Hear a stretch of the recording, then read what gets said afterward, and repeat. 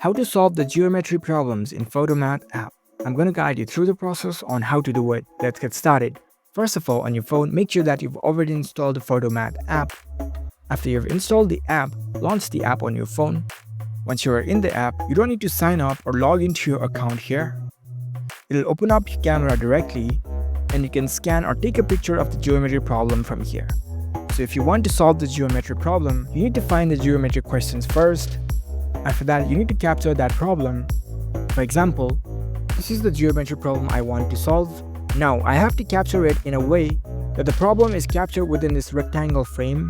Now, I'll capture this. And there you go. It'll come up with the solutions instantly. It'll give you the breakdown of every steps. If you cannot find the solutions in this way, you also have another alternative option.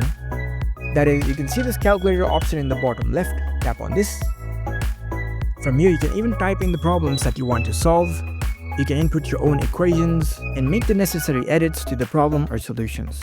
And that's how you can easily solve the geometry problems in PhotoMath app. If you found this video helpful, don't forget to give this video a thumbs up and subscribe to our channel for more tech tips. Thank you for watching.